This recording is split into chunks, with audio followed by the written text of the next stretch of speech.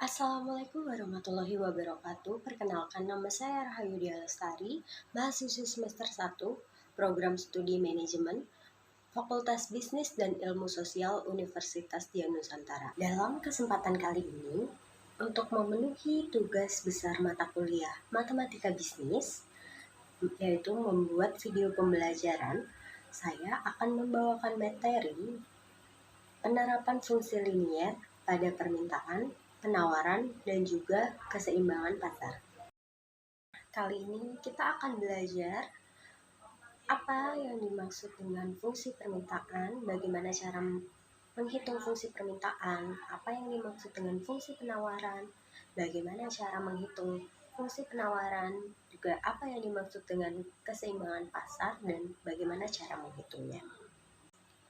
Pertama-tama, mari kita cari tahu apa itu fungsi linier.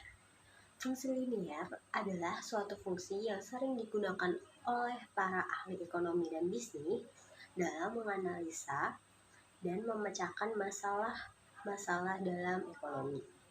Hal ini dikarenakan kebanyakan masalah ekonomi dapat diterjemahkan ke dalam model yang berbentuk linier. Sekarang kita masuk ke dalam fungsi yang pertama, yaitu fungsi permintaan.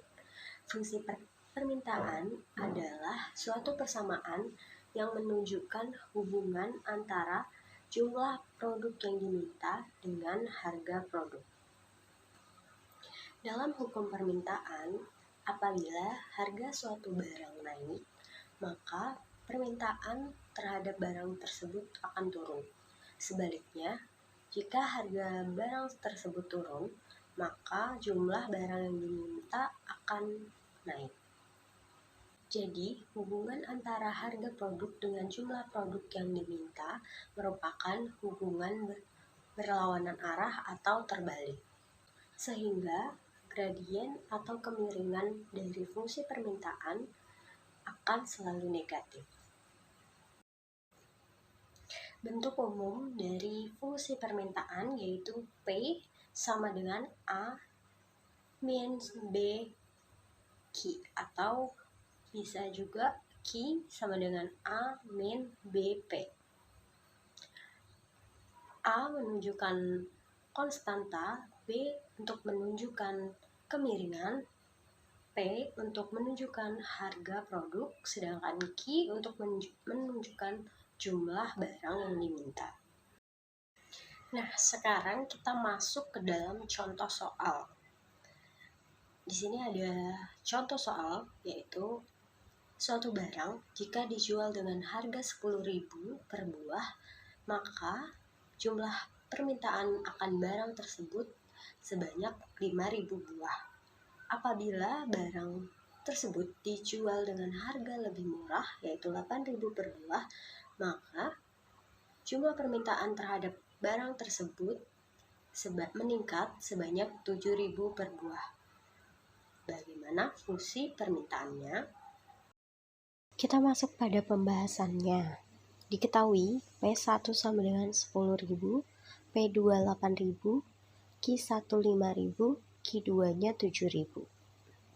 Kita masukkan ke dalam rumus P min P1 per P2 min P1 sama dengan Q min Q1 per Q2 min Q1. P min P1, P1-nya 10.000 per P2 min P1, P2-nya 8.000 min P1-nya 10.000 sama dengan Q min Q1, Q1-nya 5.000 per Q2 min Q1, Q2-nya 7.000 min Q1-nya 5.000. Diperoleh fungsi permintaannya yaitu P sama dengan min Q plus 15.000. Sekarang kita masuk ke dalam fungsi yang kedua, yaitu fungsi penawaran. Fungsi penawaran yaitu fungsi yang menunjukkan hubungan antara harga produk dengan jumlah produk yang ditawarkan. Dalam hukum penawaran, jika harga produk naik, maka jumlah produk yang ditawarkan akan naik.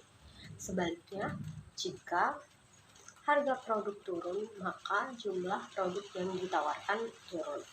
Dalam fungsi penawaran, terdapat hubungan positif antara harga produk dengan jumlah produk yang ditawarkan.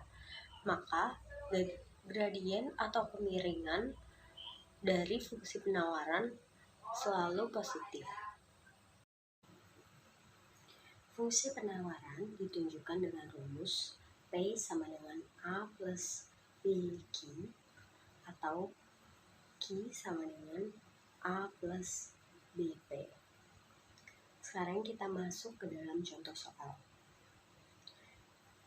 Sebuah produk harga di pasarnya 10.000 per buah, maka produsen akan menawarkan sejumlah 5.000 buah. Apabila terjadi kenaikan harga sebesar 12.000 per buah, maka produsen akan menawarkan sebesar 7.000 buah. Berapakah fungsi penawarannya? Mari kita bahas. Jadi diketahui P1-nya 10.000, P2-nya 12.000, Q1-nya 5.000, Q2-nya 7.000. Kita masukkan ke dalam rumus P min P1 per P2 min P1 sama dengan Q min Q1 per Q2 min Q1. P min P1, P1-nya 10.000 per P2 min P1, P2-nya 12.000 min P1-nya 10.000 sama dengan Q min Q1, Q1-nya 5.000 per Q2 min Q1, Q2-nya 7.000 min Q1-nya 5.000. Jadi akan diperoleh fungsi penawarannya yaitu P sama dengan Q plus 5.000. Kita masuk pada fungsi yang ketiga yaitu keseimbangan pasar. Pasar suatu macam barang dikatakan berada dalam keseimbangan apabila jumlah produk yang diminta sama dengan harga produk yang diminta konsumen di pasar. Bentuk umum dari keseimbangan pasar yaitu QD sama dengan QS. Jumlah produk yang diminta sama dengan jumlah produk yang ditawarkan. Atau PD sama dengan PS, yaitu harga produk yang diminta sama dengan harga produk yang ditawarkan. Sekarang kita masuk ke dalam contoh soalnya. Ketahui fungsi permintaan QD sama dengan min P plus 100. Pada saat harga barang 300, jumlah barang yang ditawarkan sebanyak 200 unit. Sedangkan pada saat harga naik menjadi 400, jumlah barang yang ditawarkan sebanyak 300 unit. Tentukan harga keseimbangannya. Mari kita bahas. Jadi yang akan kita cari yaitu harga keseimbangan. Diketahui QD sama dengan min P plus 100. P1 sama dengan 300, P2-nya 400, Q1-nya 200, Q2-nya 300. Sebelumnya kita harus mencari fungsi penawarannya terlebih dahulu dengan persamaan Q min Q1 per Q2 min Q1 sama dengan P min P1 per P2 min P1. Q min Q1, Q1-nya 200 per Q2 min Q1, Q2-nya 300 min Q1-nya 200 sama dengan P min 300 per 400 min 300. Akan diperoleh fungsi penawarannya yaitu QS sama dengan P min 100. Jadi kita bisa mencari harga keseimbangannya dengan cara QD sama dengan QS. Kita masukkan fungsi permintaan dan juga penawarannya. Min P plus 100 sama dengan P min 100. Maka akan diperoleh harga keseimbangannya atau price equilibriumnya sebesar 100. Kita coba contoh soal yang kedua. Diketahui fungsi permintaan QD sama dengan 100 min 2P dan fungsi penawaran QS sama dengan 20 plus 3P. Tentukan titik keseimbangannya. Pembahasannya, jadi Kita langsung masukkan ke dalam rumusnya, Qd sama dengan Qs. 100 min 2P sama dengan 20 plus 3P.